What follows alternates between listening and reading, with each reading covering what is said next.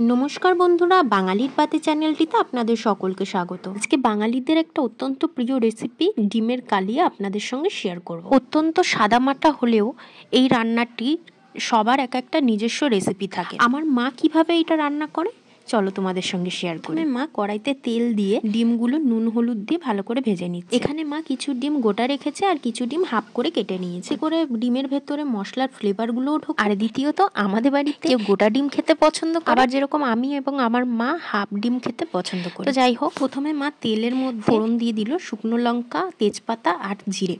তারপরে কুচি করে কাটা পেঁয়াজ দিয়ে দিল। পেঁয়াজগুলো হালকা নরম হয়ে গেলে তার মধ্যে দিয়ে দেবে আদা এবং রসুন বাটা। তারপরে দিয়ে দিল টমেটো। এরপরে স্বাদ মতো নুন, হলুদ আর কিছুটা কাশ্মীরি লঙ্কার গুঁড়ো, এটা কালারের জন্য। এবার এই মশলাগুলোকে সুন্দর করে কষিয়ে নিতে হবে। দেন মশলাগুলো থেকে তেল বেরিয়ে আসলে তারপরে এর মধ্যে মা অ্যাড করে দিল কাঁচা লঙ্কা।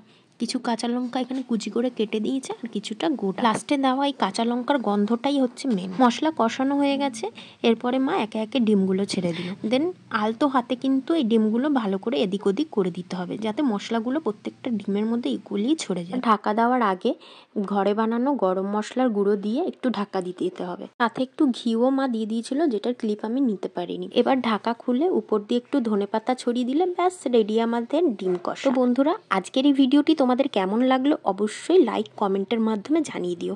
আর যারা যারা নতুন আসছো তারা আমাদের পেজটিকে ফলো করে দিও এবং সাবস্ক্রাইব করে দিও। আর পরবর্তী ভিডিও খুব তাড়াতাড়ি আসতে চলেছে। আজকের জন্য একটুখানি, পরে তোমাদের সঙ্গে আবার দেখা হবে। টাটা।